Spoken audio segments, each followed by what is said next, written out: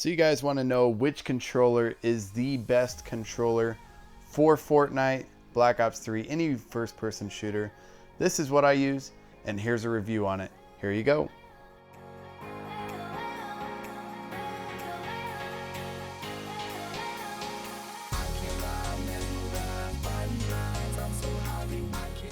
Hey guys, before I start, Scuf actually came out with a controller right after I bought my controller. My controller was in July, I believe, of last year.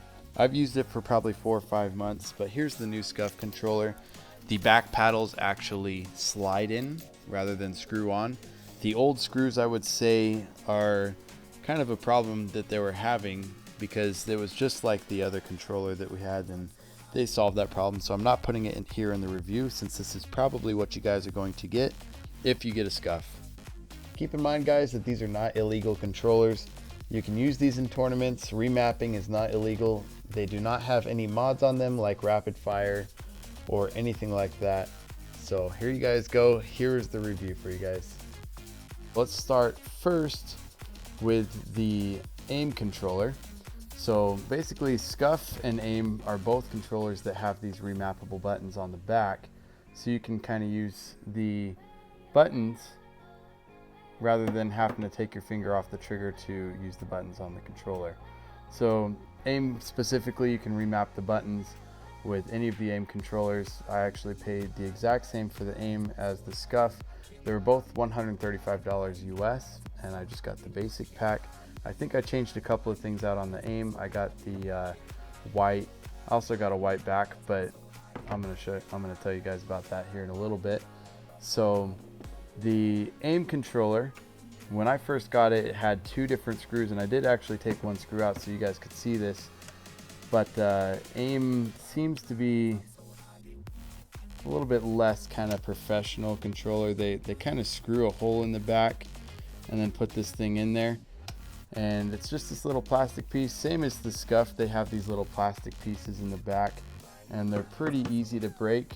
Both of them I actually broke on the first day of using the aim, and I also broke the Scuf using it on the first day of the Scuf. So as far as durability, both would probably rank pretty low in my book. Aim did send me a replacement. They sent me 3 of them, which is pretty cool.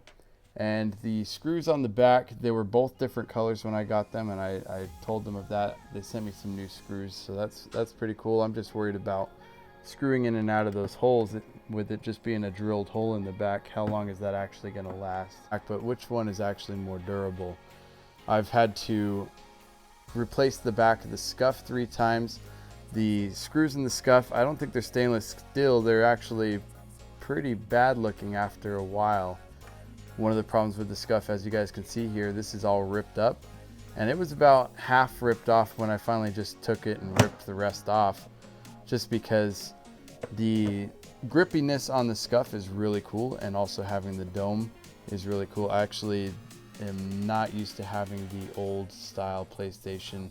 I'm used to having the dome, which I feel is better as far as gameplay to have the dome, and I'm pretty sure that you can get the dome with the aim. I just didn't really think about it when I was getting the controller, because the Scuf came with it automatically. Wasn't really expecting it, but really liked it as soon as I did get it.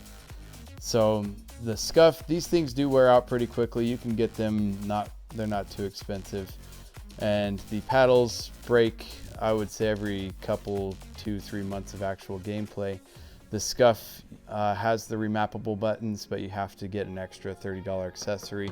Didn't come with it. The aim has the remappable buttons, but I'm not exactly sure how to use them. I've actually remapped it without knowing that I was remapping it, and had to reset it to set it back because I didn't know how to map it. But that's something you guys can look into. You can really map any of these 2 buttons on the back to any of the 4 buttons on the right. You can map them. I actually had it mapped to the up D-pad. I don't know how I did that, but it happened. One of the pluses and minuses, I guess, that they're saying about these aim controllers is this right here being able to come off and go back on. So if it gets like the Scuf, because I'm pretty sure they saw the Scuf reviews and how these were breaking, and they added a simple solution, which really isn't a good solution, I would say, because these things actually, when you're playing, if you press hard, real hard up, sometimes I've knocked this thing off while I'm playing, and then that's usually when I'm in a gunfight. And you know, they could make them a little bit better, and with it having that also in there, it raises it up a little bit. So if you guys are used to having the Game Freaks or just a higher set controller, then these are going to feel a lot like that without actually having the Game Freaks on. They're a little bit higher set, just having that in there. And they said that you can't get the lower set ones unless you go to not having the pop in, pop out controller heads. As far as the best button placement for both of them, this one, when you do have that broken controller in the back of the Scuf, or if you have the broken part on the AimController, if you have this broken, there's no way to actually use that button still. You have your finger back here and you can't really press that button. They have it so that the Scuf presses the button when you're down at the bottom here. It's really uncomfortable to try to do it without that. This one, I really like the button placement being on the side, because if this does break, you can actually still just press the button on it and it's not too bad. So the Scuf took probably 2 weeks to get here. As far as the company shipping out, replacements have been pretty fast. Replacements for the AimController has been pretty fast. But that's probably because I complained to them about the actual controller taking probably a month and a half to get to me, which is a pretty long time for shipping. But as far as the overall, which controller would you have if you had unlimited money, I would probably go with the Scuf, just because if you had a second one on hand for when this one broke, there has been a lot of problems with it. So as far as gameplay, if I were to choose one or the other one, Scuf I do a little bit better with.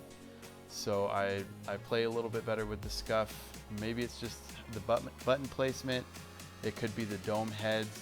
It could be a couple of different things. I think it is a mixture of both. And then as far as, you know, just having something that lasts a little bit longer, less money overall in the end, I would probably go with the AimController. But overall, guys, I hope there is another company that comes out with just kind of a mixture and really just takes both and takes this review to the next level and really gets us what we need for a controller for the future. So let me know what you guys think down in the comments. Also, I have a bunch of other reviews. I'm going to link them up in the top here. I have BenQ Monitor, HyperX, and I'm going to be doing a review on the different gaming setup that I have. So look forward to that, and we'll see you in the next one.